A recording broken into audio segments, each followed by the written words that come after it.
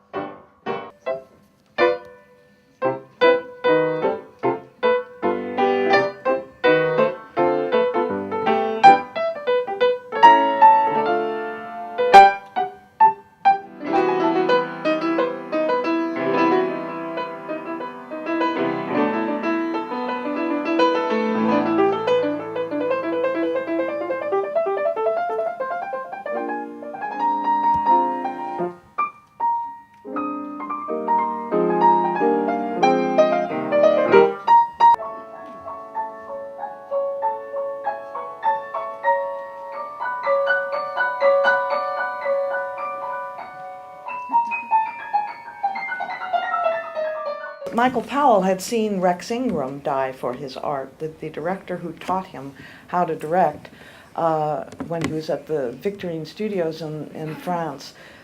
Ingram had gone up against Hollywood establishment. He even removed Mayer from Metro-Goldwyn-Mayer because he hated Louis B. Mayer so much. This is not a clever thing to do if you're going to try and survive in Hollywood.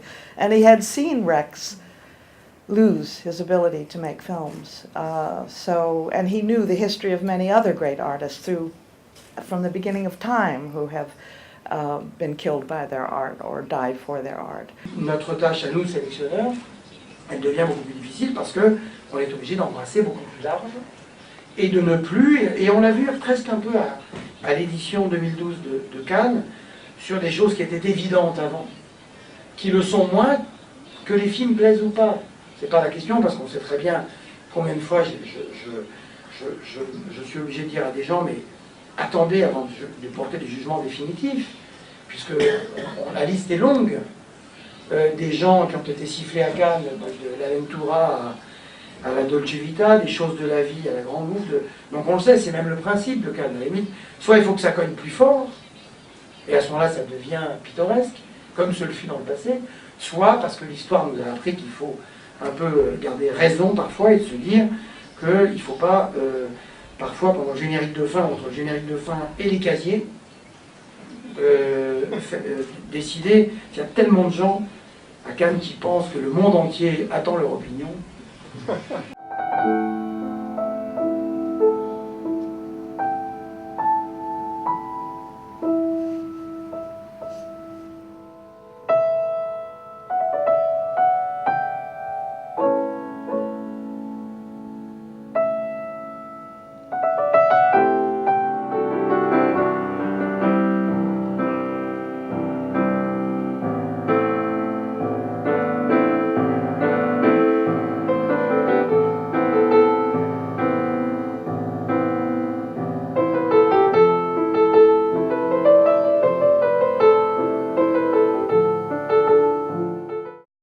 l'essence, la révélation et même l'envahissement, si on veut, ou l'invasion du cinéma américain, avec passion.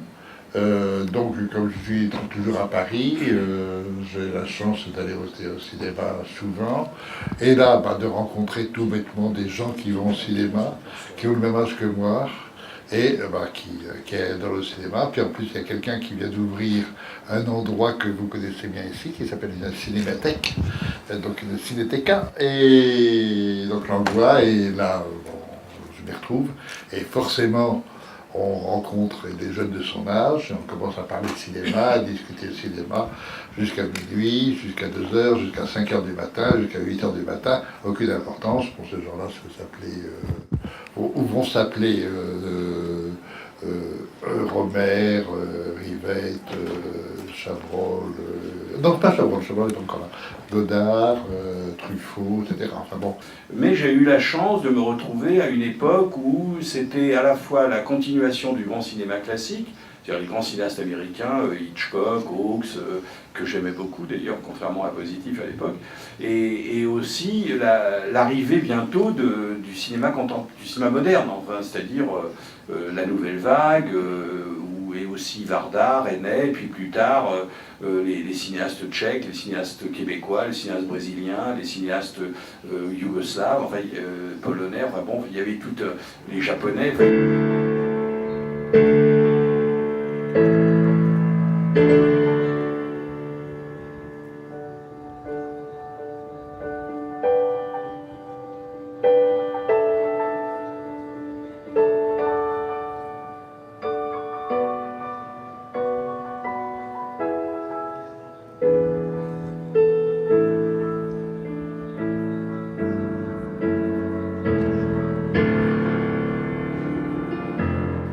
C'est extraordinaire, 50 ans, 52 ans après, de penser que vous êtes tous là, sur une place, pour voir son film Lola.